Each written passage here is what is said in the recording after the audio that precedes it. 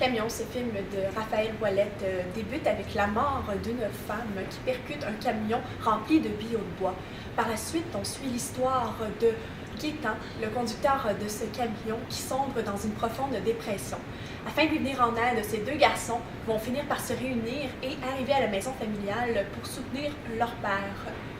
Alors, on a un début très percutant avec des images aussi sombres, il y a un très beau plan séquence. On pourrait croire un film sombre et difficile, mais non. Alors, l'histoire qui tourne autour d'un père en dépression, soit le conducteur du camion, qui retrouve ses fils pour essayer de passer à travers cette épreuve, s'avère beaucoup plus positive que nous le croyons.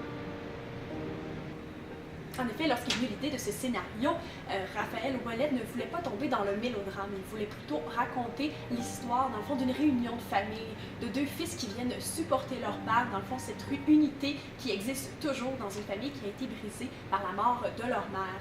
Alors, le premier garçon qui travaille à Montréal comme concierge essaie de noyer sa peine de son côté, et puis l'autre fils, un peu plus bohème, lui se trouve du côté du Nouveau-Brunswick. Alors, ce constructeur en arrêt de travail, cause de blessures, viendra peut-être mettre un peu de joie et de comique dans cette expérience plus tragique. Là, on est trois à pas travailler, c'est ça? Je travaille, moi. Fucking concierge. Job d'étudiant, ça.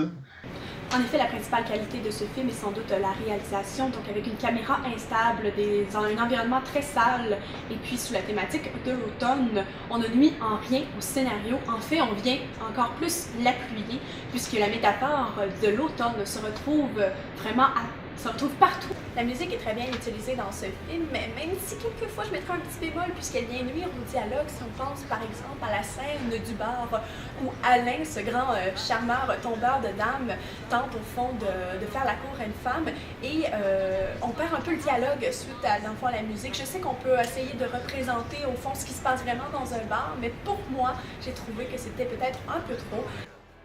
Une scène marquante du film est sans doute la scène de la chasse, un beau clin d'œil au fond apéro et à la bête lumineuse qui permet de dévoiler la vraie nature de chacun.